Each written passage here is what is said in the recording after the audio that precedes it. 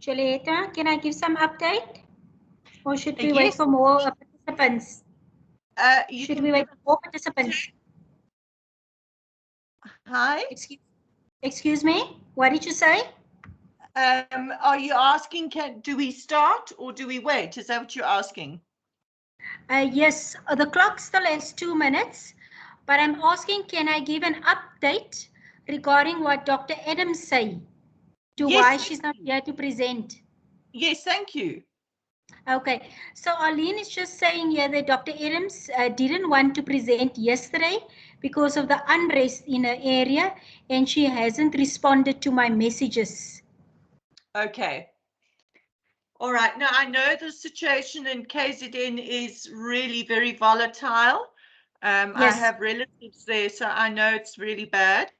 Yeah. So I think we may have to just forego those two. And unfortunately, we don't have the recordings and we can't play them. Yeah. Yes. Yeah. And Dr. Ndlovu also says she's not feeling well. She took the vaccine this morning, so she's not feeling well. So at least we have feedback from the 2 other presenters. Right. So hopefully they'll send their recordings and we can load it on the website next week. And so people who were really wanting to listen to what these colleagues had to say will still have a chance to do that.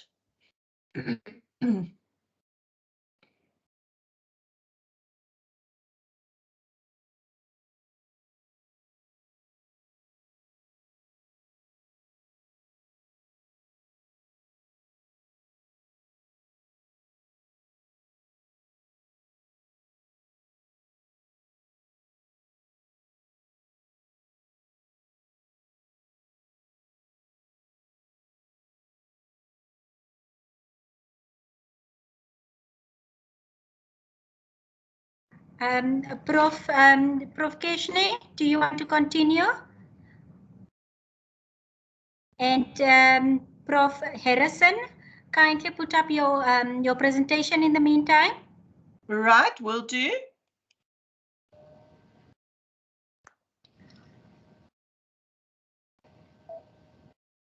Prof Keshne is not responding. Recording has started. Colleagues, thank you for joining. It is 2:15, and we're not going to waste much of time. Prof Harrison is part of our audience, and she will start with her presentation. It's just loading. I just want to, yes, it's coming. I see your presentation slides. Great. I just want to make 2 announcements. Colleagues, just make sure that your cameras and your mic remain muted. Make sure that you don't take part in the chat function while the presenter is busy. We can do that afterwards. And we have the opportunity to ask questions. 2 of our presenters, the second and the third one on your program, with the times 2:45 until 3:45, unfortunately can't take part in today's presentation. They also didn't send through a pre-recorded presentation, but we'll ask them for their presentations to be loaded on the SARA-EC website. Now allow me to present Prof. Harrison, and she will present the following. Is professionalization equal to quality? Here comes Santa Claus. Prof. Harrison, over to you. 20 minutes for your presentation and then some engagement with you. All the best. Thanks so much, Dr. Doris. Yes, the title of my presentation is Professionalization Equal to Quality? Here comes Santa Claus. Now, it may seem like a rather strange title, and there is a little bit of a story behind that title. This paper that I'm presenting to you is based on a baseline study that took place in 2019. And when we were in the field visiting the various sites, One of the sites we went to, we went in and announced who we were and that we were there, what our purpose was, and that we were being funded by a wind farm. The response of the principals and teachers was to start jumping up and down, singing, dancing, and then stopped and said, "What have you brought us?" This encapsulated for me something that I have seen over and over again in the NGO sector, where we have tended to throw money at a problem. We've tended to play Santa Claus, come down the chimney, presented the gifts, and then walked away. And by Boxing Day, those same gifts are either broken or have been locked up in the cupboard out of reach. So let's go further into what this study is all about.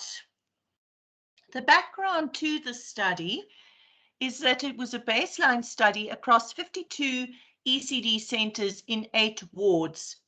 The purpose of the study was to obtain a snapshot of what is happening in ECD centres and to find out what their needs are. It was also there to inform a long-term program of support and intervention by Africa A+ schools and the Centre for Early Childhood Development. From this slide, you will be able to see, if you look at the ward distribution, that the Humansdorp town area had the most ECD centres and the least were to be found in Potensi and Oyster Bay. The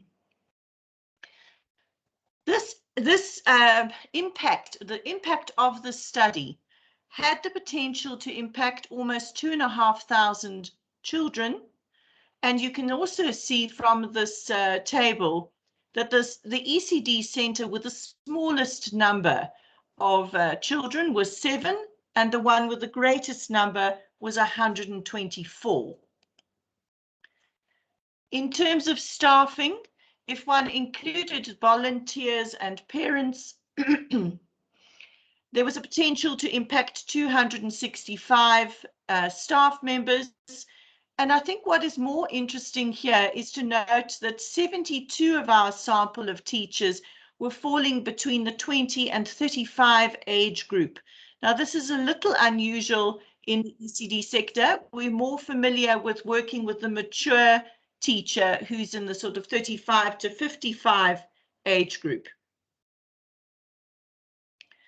The research methods that we adopted, we conducted both a quantitative and a qualitative research study. We made extensive use of action research, and I was very pleased we chose this because it ended up being very valuable. We also used a Google survey, which was made available to the participants via a link on their phone and in hard copy at the local DSD offices. We made site visits, we spent time observing, and we recorded those observations. We then analyzed the data and pulled together a report that made recommendations for the phase 2 part of this project, which was the implementation stage. Very early on in this baseline study, we started to encounter challenges. The first one was to find 50 schools in 5 wards, which was what the funder particularly wanted. The second was obtaining contact details for ECD centres. The third was setting times to visit those ECD centres because many of them were unavailable. And then the fourth was particularly difficult, and that was actually physically finding the ECD centres. This is very challenging in townships where many of the street names don't exist. And if you don't know the area, they're hard to find. So in terms of our action research, we had to now adjust our thinking a little bit and come up with some solutions to address those challenges. So the first one involved extending from 5 wards to 8 wards, which ultimately gave us 52 schools. The second, we set up a WhatsApp group and used a snowballing technique to obtain more information, more up-to-date information. We then updated the DSD database and sent it back to them So they benefited from this study and achieved a more up-to-date baseline information. We very quickly learned that we would need to avoid the beginning and end of terms. The beginning of a term, often the schools have not yet opened, and the end of the term, many schools shut early.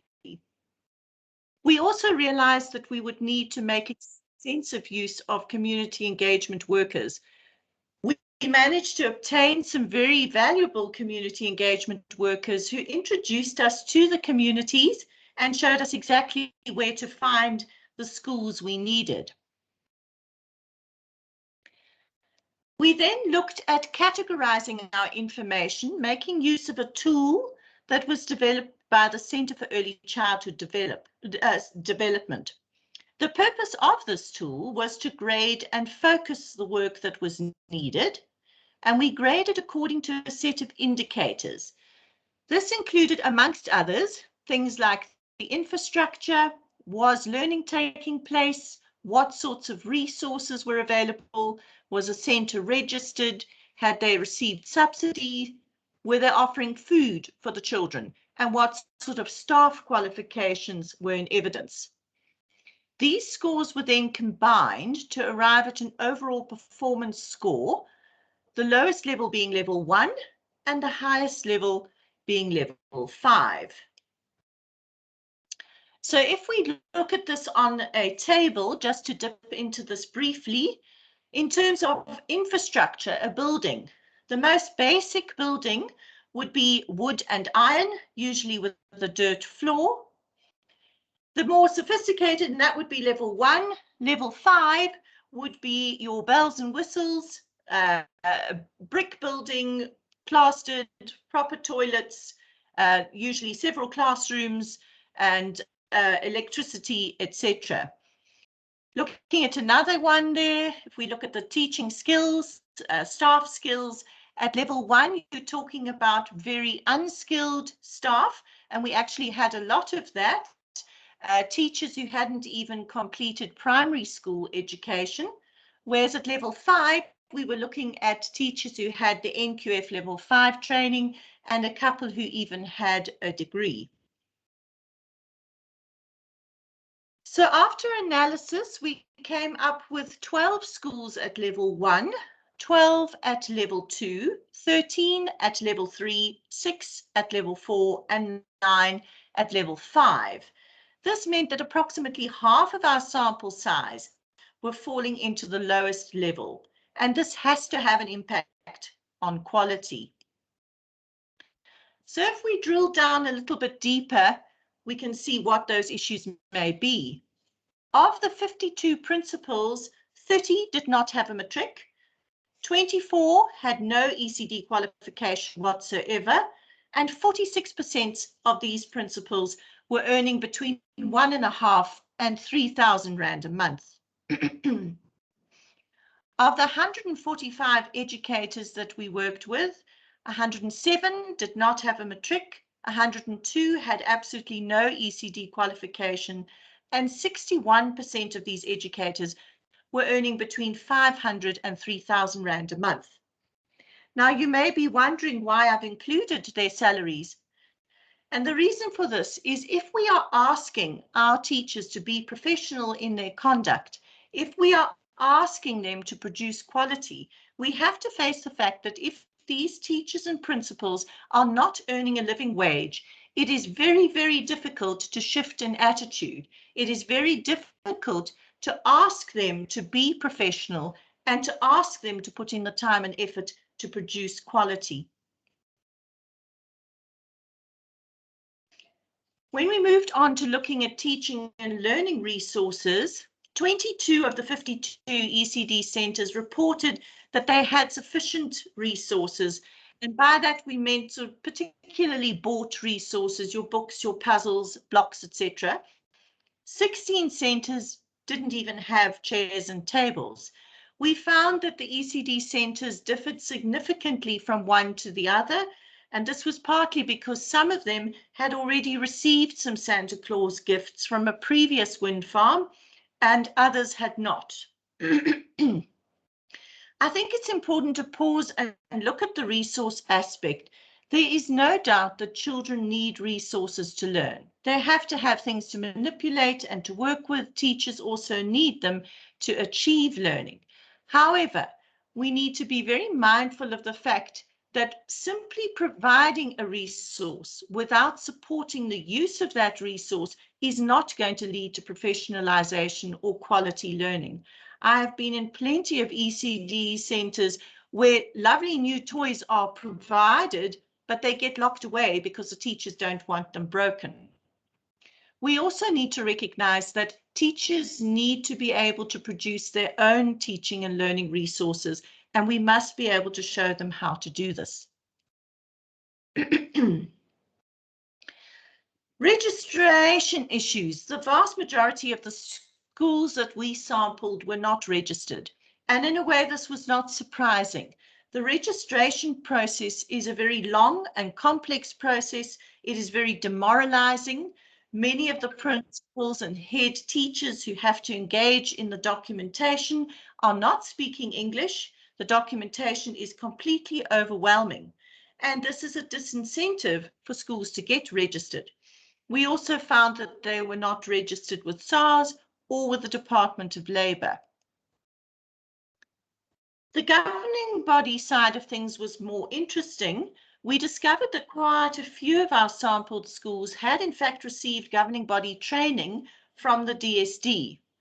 However, when it came to the practicality of implementing this training, they were clueless and they didn't seem to understand why one would have a governing body.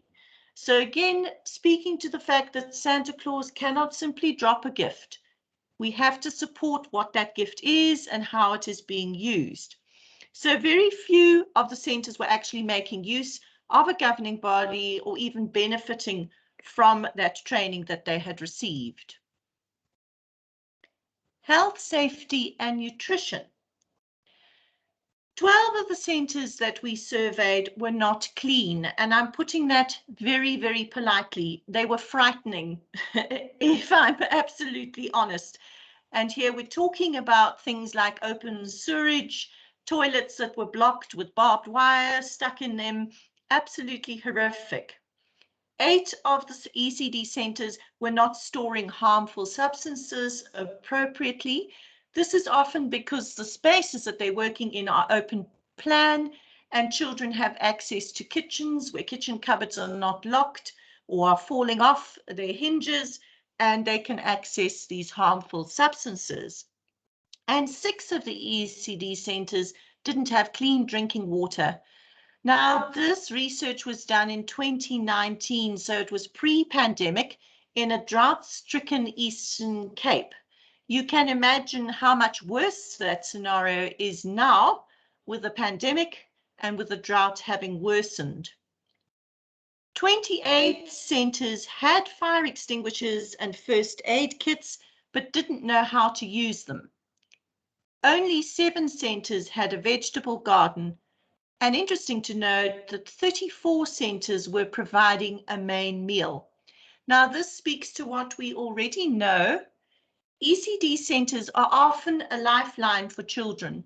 They are providing the main meal of the day. And this is a very good reason why we need to keep ECD centres open. If we do not, we are allowing children to starve. So very important we heed some of what Prof. Atmore said in his keynote and make sure that we help our ECD centres to survive. In this graph, you can see what some of the top priority areas were. Right at the top was first aid training. Next to it, very close to it, was mentorship and support. This is something that our ECD centres are crying out for. They really want ongoing mentorship and support. They also want pedagogic support through ECD teacher training. They want some support in how to run parent programs, how to apply their curriculum, how to work with themes, etc. So arising from this baseline study, we needed to make recommendations to the funder in order to implement phase 2. Now, I'm very pleased to say we are actually coming to the end of year 1 of a 5-year project. This project, the implementation stage of phase 2, started in August 2020.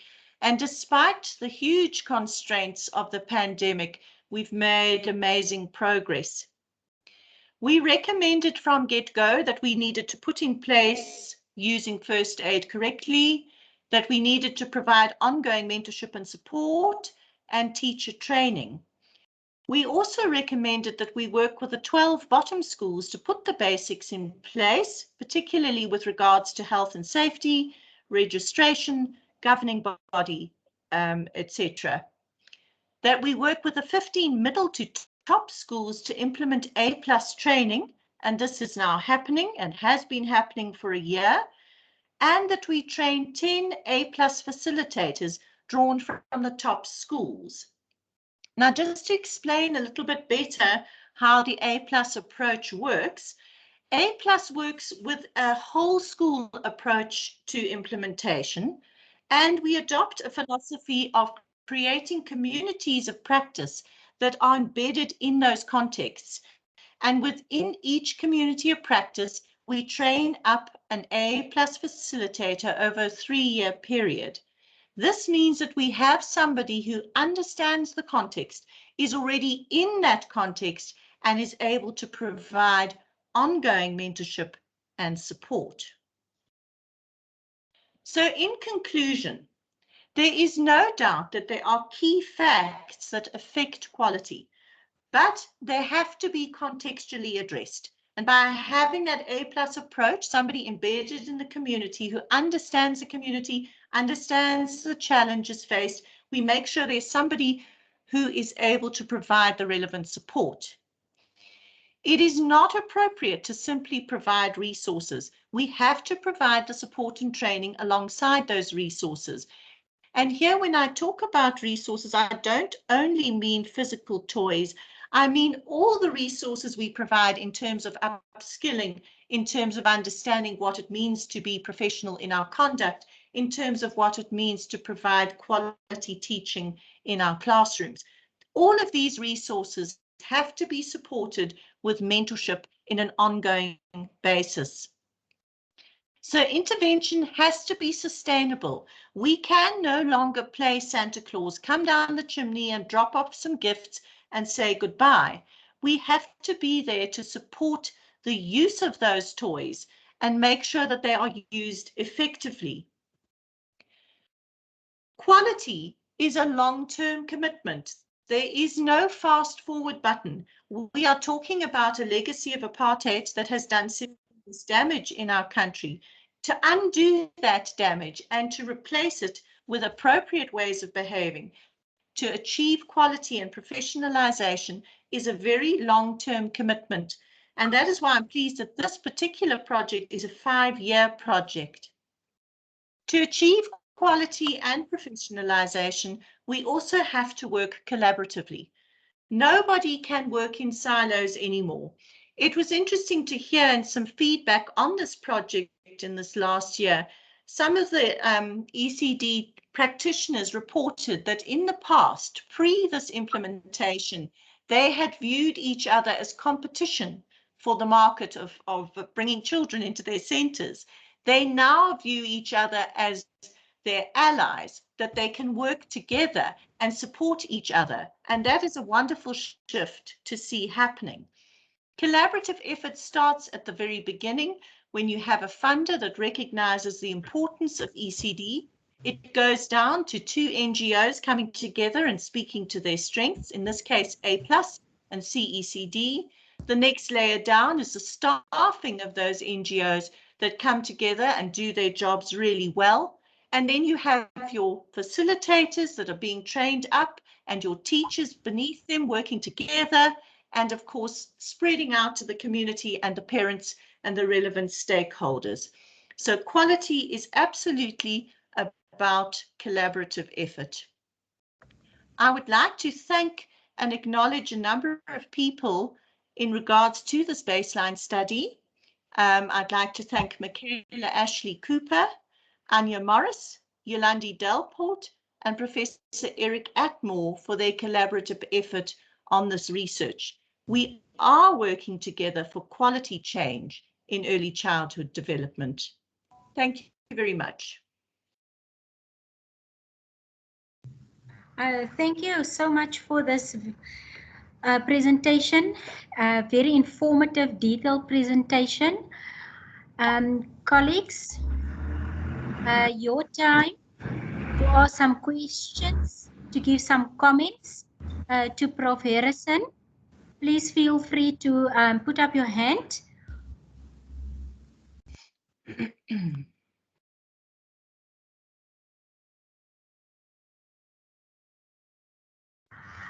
Julie, hey, please go ahead. Hi, Prof. Thank you for a brilliant presentation. I really enjoyed that and learned a lot. One of the things I just wanted to find out from you is your facilitators that you train up that become mentors after the program is finished. So obviously they're going to carry on in that community. Where will their salaries come from? Have you built that into this funding proposal, or does it need to come at a later stage? At the moment, it is built into this funding proposal, so we have monies available. We also help the communities to understand how to raise funds for themselves. So part of our training is also training them up to take the initiative to bring in funding for their projects. But for the current 5 years, we definitely have funding set aside as a stipend for them. And then after the 5-year period, we will provide top-up training on a quarterly basis and continue to assist them with fundraising to make sure that at least a stipend comes in, if not better. Wow, that's amazing. Thank you so much. Pleasure.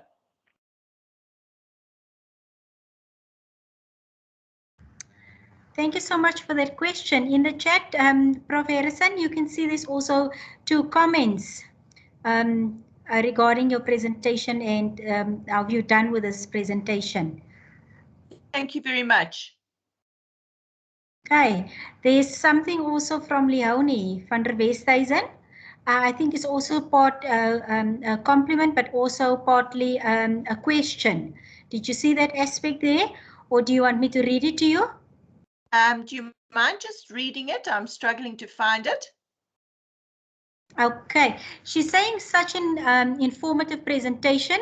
I agree that there are too many ECD teachers not qualified and not reimbursed in a professional manner. My worry is what will become of these teachers and their schools when DBE takes over from DSD? Will they be allowed to keep on teaching without the adequate qualification? Yes, I think that is a very real concern that is being raised there. Is it Leonie? You know, I think there is always concern when government is involved. I mean, so far, I think what we have seen is that although we have fallen under the DSD, they have certainly not provided for our ECD teachers. When they are meant to pay them, they often wait months and months before they are paid. But equally, we're aware that many of our primary school teachers who fall under DBE are waiting many months to be paid. So it is absolutely challenging. I think in terms of the principals and ECDs who run their own outfits, it's probably less of an issue, but they do, of course, face the problem that their parents can't pay. So again, that capacitating our teachers to fundraise for themselves and find additional sources of income is very important.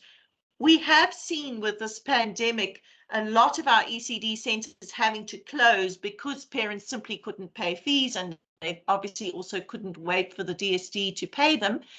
And so many of them have ended up having to take jobs as domestics or jobs elsewhere. And of course, at the end of the day, what that results in is that our teachers, our children are left vulnerable and on the streets and or not fed. So we do have to find a solution. And it is something that's concerned me a little bit with the advent of the diploma and degree in ECCE. I have asked frequently, who is going to pay the salary of a teacher who is teaching birth to 4? At the moment, that has really fallen squarely in the lap of the ECD practitioner. Yeah, so I think even there is a problem, even if you have the right qualification, as it were.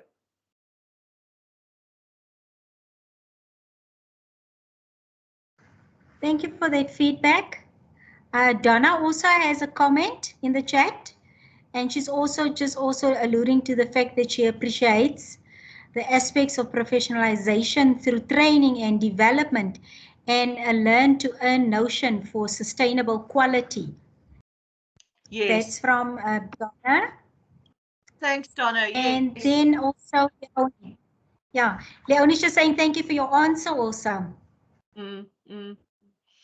Yeah, I mean, I think one can see there are huge problems.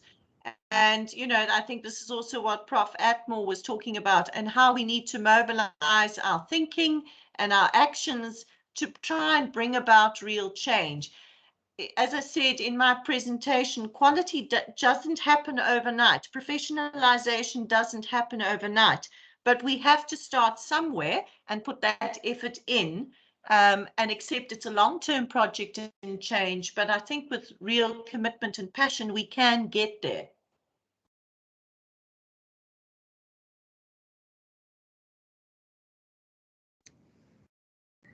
Any other questions? Any other feedback?